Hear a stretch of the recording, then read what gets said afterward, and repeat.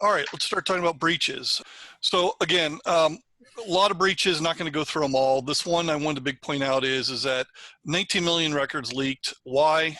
Elasticsearch database on Azure. There is no reason for this. My God, we've been dealing with this for 2 years. I'm just appalled at some of these, and there's more than one that's out there.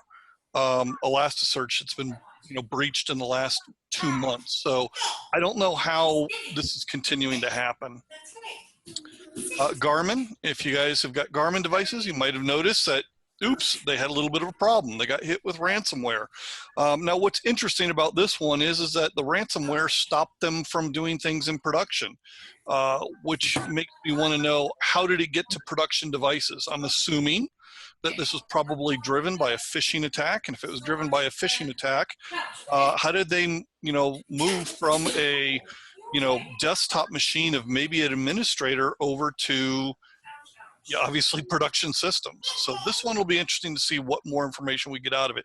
But this goes to show also how damaging ransomware can be. Twitter, do we need to really say anything about that? Wasn't really anything sexy about the Twitter hack. Interesting that they did make, I guess make is a relative term, I'm using my air quotes, $100,000 from 400 Bitcoin transfers as part of that spear phishing that they did. And that's how they gained access. They actually used spear phishing by phone to gain access to internal support tools. So, a lot of times when we think social engineering, we always think email. Social engineering can be by anyone. So, or by any method, I should say. So we should never limit when we're talking to, employees, educating them on things that spear phishing is limited or phishing is limited to just emails. All right, another breach, again, 2.5 million records. This one was interesting. Say that passwords were hashed. These credentials cannot be used to gain access to other customers, which is good, but it doesn't guarantee it won't be cracked, because again, with hashing, it's one of those things, was it done correct, and is it a reuse situation? So there's a couple of interesting things that can come out of this one. Yet another breach, another only 1.4 million, but it's part of a much larger, and again, more passwords, but they were stored as SHA-1. Gee, it doesn't end. Look. Not the first breach, the second breach of Kentucky's unemployment system. Again, I don't know how you get this. When you have one problem, I would hope that it draws attention and you lock it down to have another one right on its heels. I don't know what to say, guys. This is not something that I hope any one of us, would feel this pain. We should learn from our mistakes. If we're not, that's a big problem. And more. It just continues on and on and on. Crypto firm, crypto wallet, I should say, ledger. Okay. Then we jump into some real basic phishing. And one of the key things I want to point out on this one, just 5% of Brits, because this was a UK study, were able to recognize all the scam emails and texts that they received. Only 5%. Now, back in the day, I would say, boy, it means they're pretty dense, except for, the bad guys have gotten really good at presenting us various messages, whether it be email, text, or whatever, that look very, very real. So this is why we need to continue the education, and we need to continue telling people to be vigilant. God, I can't even talk. To be very aware about these things, and make sure that they see some of the current techniques that you are doing. If you're doing phishing testing with people, make sure it looks real. Don't give them real obvious things that we used to have in the past that we don't see anymore. Again, North Koreans hacking, nothing unexpected here. Again, some of the things that are interesting is that it's still basic things that they're using, using Word, getting people to download a Word document that has a template that goes out and pulls down more information. Very common. This is why we tell people about attachments and, clicking on them coming from people. This is still very, very much going on. Okay, real quick, looks like this year, or excuse me, last year, we had a little over 17,000 vulnerabilities. There's some real anticipation that we could see over 20,000 vulnerabilities this year. And it's not going down. It's not going to go down. It's going to keep going up. As more stuff gets moved out into the cloud and other locations, it's just attracting more attackers. All right. Again, more breaches. 54% of UK universities reported a data breach. What's really scary about this is that 46% claim that staff had no security training in the past year. That's terrible. Again, something that we could do something about. One of the main reasons it turns out security people want to quit, among other reasons, is lack of executive accountability. I'm not going to say shocked or anything like that, but we all know. The report found 42% of the people said inadequate executive accountability.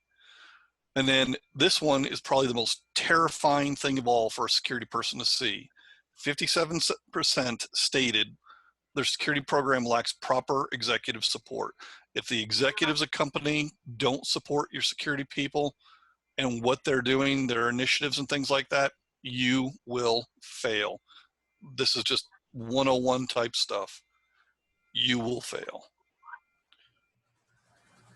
Good study. If you have a chance, go out and look this one up. Info Security Magazine. Finally got somebody who did some malware.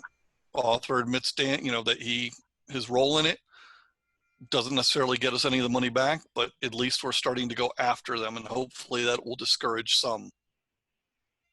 A couple of vulnerabilities. Password reuse. I want to talk about this one real quick. Can't tell you how many times when I talk to people about that have received phishing or any oddball emails and things like that, we counsel them on, if you have the same password, or if you put in a password on one of these phishing sites and that password's used anywhere else, you need to change that on all the locations. I can't tell you how many times I've been told by people that, oh wow, that's the password I use for everything, and how am I supposed to remember all the sites I go to where that's my password? Again, from a security standpoint, that's a terrifying thing to hear, but we hear it every day. We've got to break people of this habit of, using one password for everything, because that's just not going to work. Cloud misconfigurations. Again, highest risk considered by decision makers, 95% say that's what they're really concerned about. And even worse, 27% said they experienced an incident that dealt with cloud security misconfigurations. One of the primary things I'm seeing at this point is a lot of the people involved with cloud, while we're doing a good job on getting our DevOps people trained on pick your favorite cloud platform, and they understand how to implement it, and boy, they can implement it and get it out there fast. What's not getting training and what is not being taken care of is the security side of the house. The security side of the house is often left out of that training, and they don't necessarily understand some of the ins and outs of what's going on. And as the complexity of these environments increase, it's only going to get worse. We need to make sure everyone's trained to the appropriate level, and so that they can actually discuss and get those problem areas remediated that somebody in a DevOps may not consider a problem. So important to get everyone trained on this. Otherwise, we're just going to see this problem of, incident due to misconfiguration. That's just going to continue to increase. If you have Dell EMC, patches Idrac vulnerability, that's a real nasty vulnerability. If you use them, patch them. One of the challenges to patching that is that it's firmware.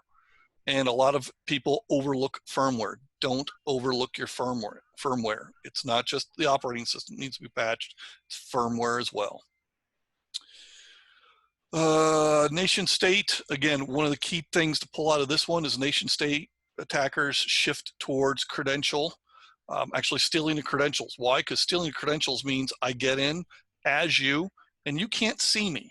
You can't see me, you don't detect me, and everything else. So if I've got valid credentials, far better place to be than beating on all the doors. And this is something we need to continue to remember. is that this is the preferred way a true attacker wants to get in. They don't want to sit there and run tools and beat on things and generate noise. No, they want to be quiet, get to your information, and get the information, because that's where the value is. TikTok, Microsoft's going to buy TikTok, maybe, we'll see.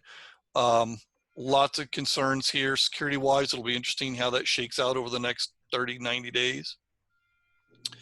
Secondhand phone vulnerabilities, interesting one, just because a lot of secondhand phones, when they're sold to people, they're not supported, they're not patched anymore.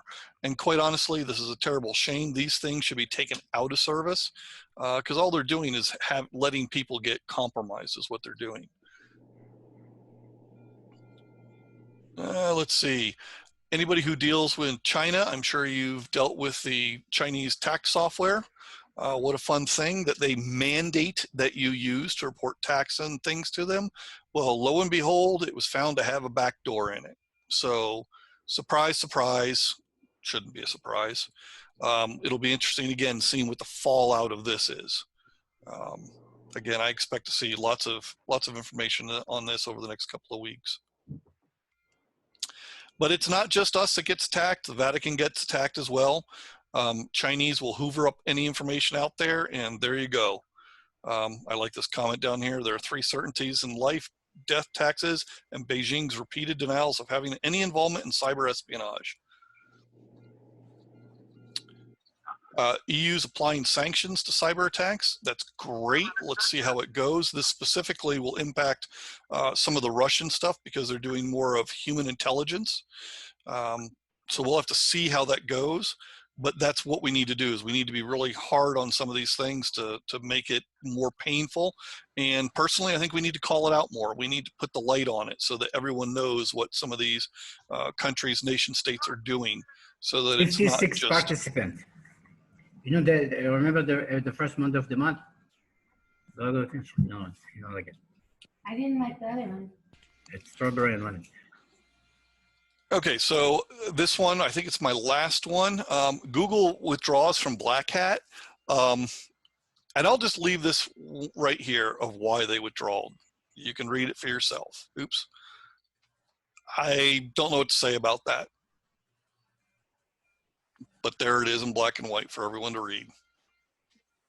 We found a couple of new attack. Kaspersky found another actor group out. Non-commercial and governmental targets. Again, I don't think this is going to be an unusual trend for us to see.